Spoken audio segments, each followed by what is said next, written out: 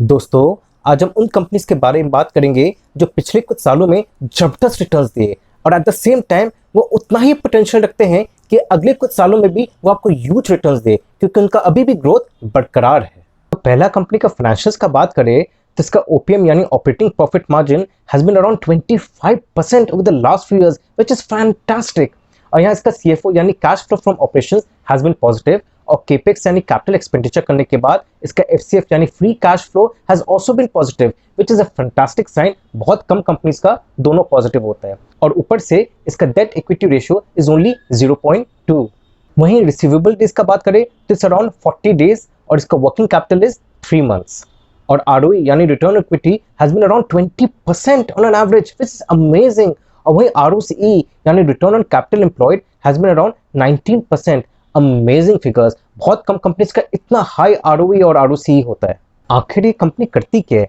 Well, this company is into tyre manufacturing and is based in Mumbai, and it manufactures of highway tyres used in segments like mining, earth moving, agriculture and gardening, and it has 5 factories located in Aurangabad, Bhiwandi, Chopanki, Dombivli और भुज।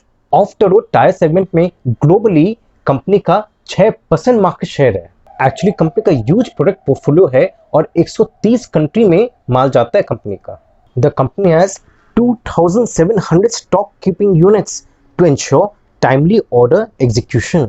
और company का 82% of the revenue actually came from exports, जिसमें Europe contributed around 50% और USA contributed 17%। और company का plan है to set up a greenfield facility in Waluj and an additional line in its Bhuj facility. और ये जो कैपिटल एक्सपेंडिचर है ये कंप्लीट हो जाएगा बाय मार्च 2021। और इसका जो ग्रीन फील्ड टायर प्लांट है वलुज में, वहाँ प्रोडक्शन शुरू हो जाएगा in the first quarter of financial year 2022। Of highway tyres को प्रोड्यूस करना काफी लेबर इंटेंसिव है और यहाँ कंपनी को सबसे ज्यादा फायदा होता है, क्योंकि इसके जितने भी फैक्ट्रीज है वो सब लोकेटेड है जहाँ लेबर कॉस्ट रीजनेबल है। और इंडिया में labour cost is definitely reasonable then other global companies जहाँ विच इन डेवलप वर्ल्ड, जहाँ labour cost is much higher. और यहाँ कंपनी को सबसे ज्यादा फायदा होता है बिकॉज इसका most of the products is exported. और क्या होता है, वो आराम से कंपीट कर पाती है with the products from the global players, क्योंकि इसका कॉस्ट ही रीजनेबल पड़ता है। इसलिए इसका operating efficiency is excellent and employ cost is lower than most of its global competitors. और since bulk of its revenue come from export, इसलिए इसका exposure to forex risk is hedge to a certain extent. इसके अलावा इसके जो receivables भी है वो भी कवर्ड है बाय फॉरवर्ड कॉन्ट्रैक्ट्स। कंपनी का मानना है कि कार्बन ब्लैक एक्सपेंशन बहुत जरूरी है और इससे कंपनी को काफी फायदा होने वाला है। एक तो कि 25 से 30% ही केवल थर्ड पार्टी सेल्स में काम आएगा, बाकी अराउंड 75% टू 80% तो इंटरनल कंजम्पशन में ही काम हो जाएगा। तो इसमें कोई प्रॉब्लम नहीं कंपनी को, और कंपनी एकदम क्लियर करती है कि द कोर बिजनेस हमेशा रहेगा ऑफ रोड टायर। और ये जो कैपेसिटी बढ़ाया जा रहा है कार्बन ब्लैक में, उसमें ह्यूज वे में इसलिए बढ़ाया जा रहा है क्योंकि स्मॉल वे में अगर बढ़ाया जाए तो फायदा नहीं है, उसमें नुकसान है। इसमें ह्यूज कैपेसिटी इंक्रीज करना ही पड़ेगा, तभी कंपनी को फायदा होगा। और इसमें प्रॉफिट मार्जिन भी अच्छे हैं, और सिंस ये थोड़ा हाई वेरिएंट बेचेगी थर्ड पार्टी को, तो उसमें क्या प्रॉफिट मार्जिन और बेटर रहेंगे, इनफैक्ट बाय 4 to 5%। वैसे देखा जाए तो करेंटली कार्बन ब्लैक का sales contribute only to 2% of its total revenue. Company plant को मॉडर्नाइज करिए, और कंपनी का मानना है कि it will result in man power reduction and automation of many processes. और कंपनी का ये भी दावा है कि इससे क्या होगा, द प्रोडक्ट का जो क्वालिटी है वो काफी इंप्रूव होगा। कंपनी यहाँ क्लियर भी करती है कि since market is moving towards retailisation, इसलिए equipment upgradation is necessary, and इसलिए automation will only be limited to material handling and movement processes. तो दोस्तों, कंपनी का नाम है बालकृष्ण इंडस्ट्रीज लिमिटेड। और रिस्क का बात करें तो सबसे बड़ा रिस्क तो ये है कि इसका जो की रॉ मटेरियल है which is natural and synthetic rubber actually contributes 65% to the aggregate production cost and tend to be volatile as it depend on global demand and area under cultivation and crude oil prices as well. ऊपर से 75% of its raw materials actually imported and its borrowings are in foreign currency, exposing it to sharp fluctuation in forex rates. आगे बढ़ने के पहले मैं ये बता दूं कि अगर आप मेरा मॉडल पोर्टफोलियो ऑफ 25 स्टॉक्स के बारे में जानना चाहते हैं तो आप एनुअल सब्सक्रिप्शन ले सकते हैं 15,000 का, यानी सालाना 15,000। और बाकी डिटेल्स के लिए आप नीचे डिस्प्लेड ईमेल एड्रेस या फोन नंबर में मुझे कॉल कर सकते हैं। अब अपने अगले कंपनी की तरफ बढ़ते हैं और इसका OPM यानी operating profit margin has also been around 25% over the last few years, which is fantastic.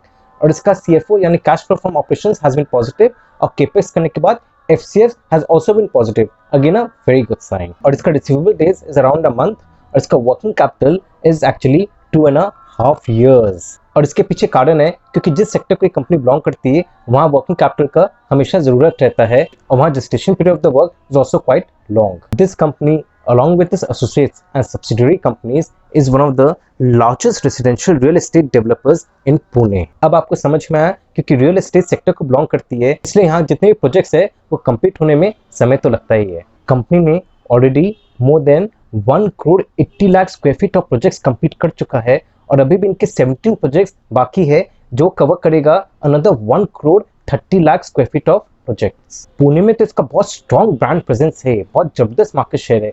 इसके अलावा अभी मुंबई और बैंगलोर में भी एक्सपैंड करिए। अब जैसे बैंगलोर में इसके 20 लाख स्क्वायर फीट के प्रोजेक्ट्स है, वहीं मुंबई में इसने 14 सोसाइटी रीडेवलपमेंट प्रोजेक्ट्स ले रखा है। Company mainly into residential projects में, और इसके जितने भी नए प्रोजेक्ट्स आ रहे it is focused on affordable middle income customer segment. Well real estate sector में भी 2 सेगमेंट है, एक कमर्शियल प्रोजेक्ट्स और एक रेसिडेंशियल प्रोजेक्ट्स। और सिंस ये रेसिडेंशियल प्रोजेक्ट्स में फोकस है, इसलिए कंपनी को इतना प्रॉब्लम नहीं होगा जितना कमर्शियल फोकस प्रोजेक्ट्स में, क्योंकि कमर्शियल स्पेस का डिमांड सामने दिख रहा है कम होगा over the years, but residential space बढ़ेगा ही, उसका डिमांड कम नहीं होने वाला है। हाँ, ये जरूर है कि सेक्टर में ग्रोथ को पिकअप करने में थोड़ा समय लगेगा, पर जब ग्रोथ पिकअप करेगा तो जबरदस्त रिटर्न आपको मिलने का चांस है। इनफैक्ट कंपनी का तरीका बिजनेस करने का बहुत ही सही है।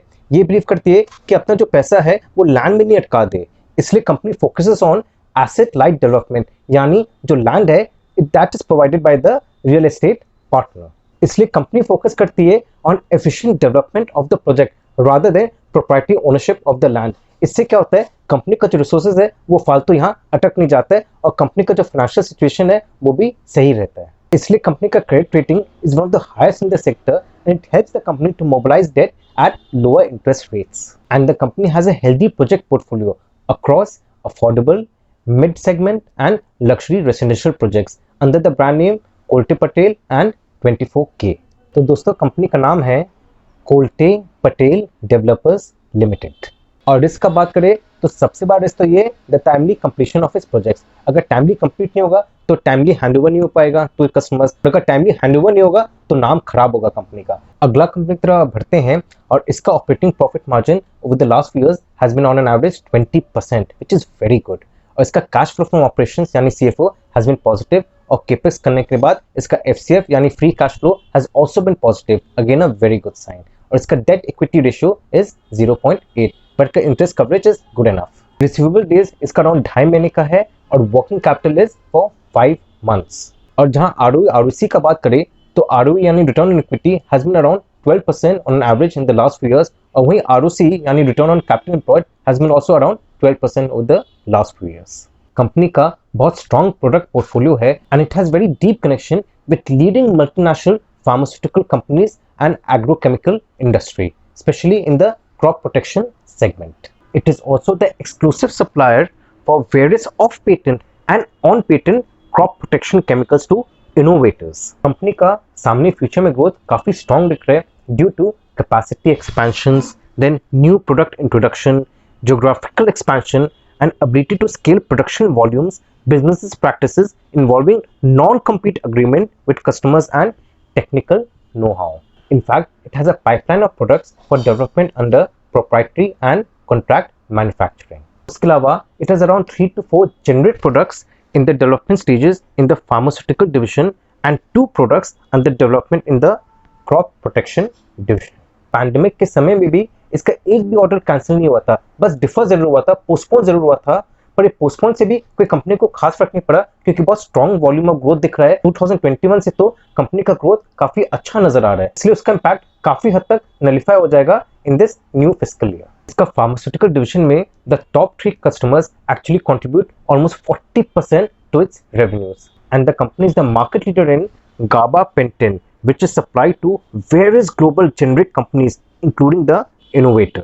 और फिर इसके क्रॉप प्रोटेक्शन सेगमेंट में इसके जो टॉप 3 कस्टमर्स है वो कंट्रीब्यूट करते हैं ऑलमोस्ट 55% टू इट्स रेवेन्यूज। आपको लग रहा होगा कि कंपनी का काफी हाई कंसंट्रेशन ऑफ कस्टमर्स है, पर इस कंपनीज के साथ इनका एक्सक्लूसिव सप्लाई कॉन्ट्रैक्ट्स है फॉर वेरियस प्रोडक्ट्स। आपको ध्यान है, मैंने कहा था इसका वर्किंग कैपिटल ऑलमोस्ट 5 मंथ्स का, और इतना ज्यादा क्यों है? Due to the nature of and contracts, basically contract manufacturing.